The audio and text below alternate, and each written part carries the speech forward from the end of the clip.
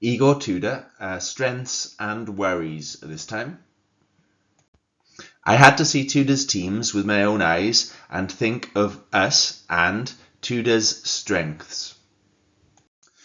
So I looked at Tudor's time at Juventus this year. The first thing that stood out was his preference for David to start in more games than Vlahovic, which echoed his choice to start Moani over Vlahovic at the end of the previous year. Admittedly, there was an injury involved.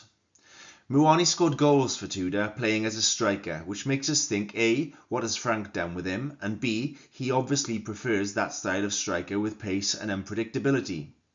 You can see Tudor being a fan of Solanke as well. His back three at Juventus are big, and I mean big. They could get caught out on the break, which means Van de Ven will be needed to cover, and we will push up high to pressure, which is a good thing. I cannot see Gray being his type of central defender, but necessity may mean he is. His wing-backs push up high, with Kalulu noticeable in his attacking intentions. This should suit our wing-backs fine when they are all fit. There seems to be a shoot-on-sight policy, which will be a refreshing change. Now to look at my worries. His two central midfielders mean business. Tall, strong, defensive, but creative, with Thuram the one to push forward and Locatelli to control. I struggle with us here to think who can replicate them. And the honest, horrible truth is none of our central midfielders. I don't think Bissouma will get a look in, which we'll talk about later. Palhinha may need to fall back into the back three. So at the moment, we're talking Gray, Sarr or Gallagher. He had two creative tens.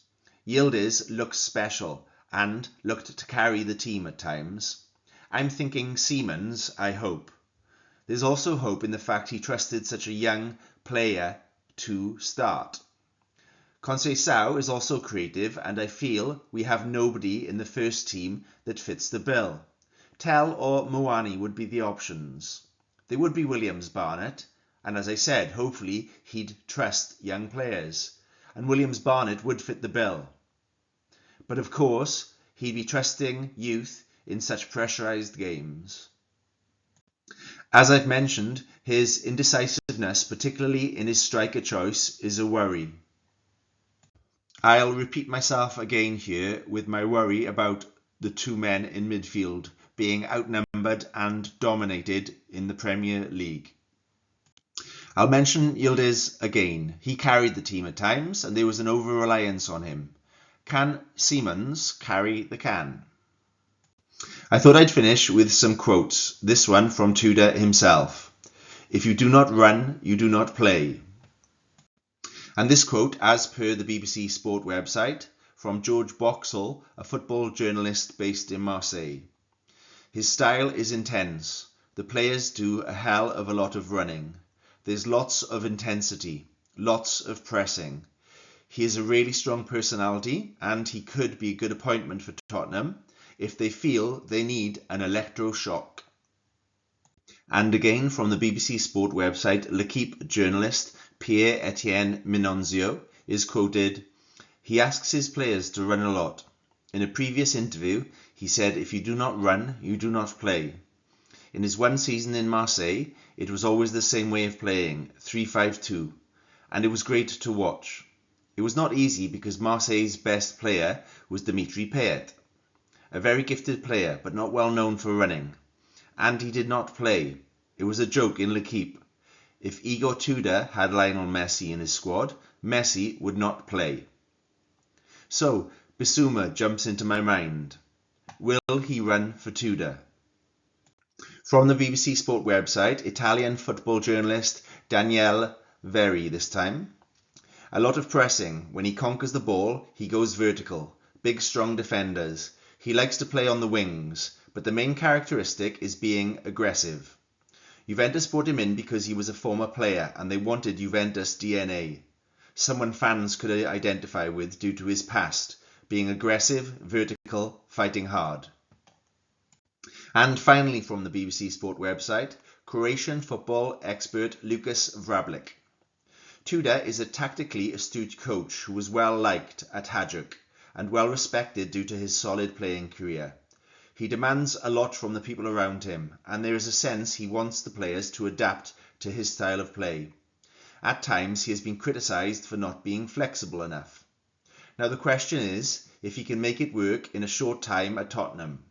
Tudor is not always willing to go back from his tactical principles, so it remains to be seen if that changes in England and if he manages to adapt to his players.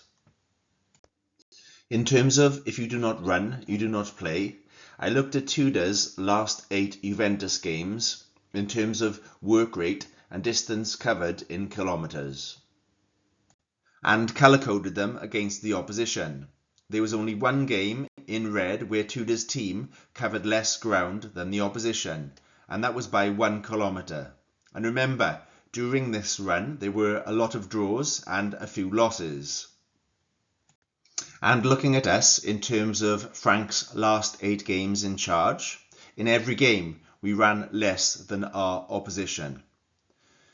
The total average of Juventus's last 8 games was 117 kilometres and ours was 109 kilometres, giving an average distance difference of 8 kilometres between the teams. Work to do, to say the least. That's 8,000 metres of work. I suppose the question is, how do we do this and keep players fit? It comes back to controlled desperation for me. Under Frank, I feel we were desperate and injuries were caused as a result.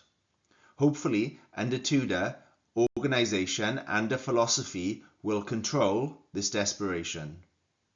This has been an analysis from Dear Tottenham Hotspur. Visit our website for more previews, reviews and thoughts. Yours sincerely and faithfully. Come on, you Spurs!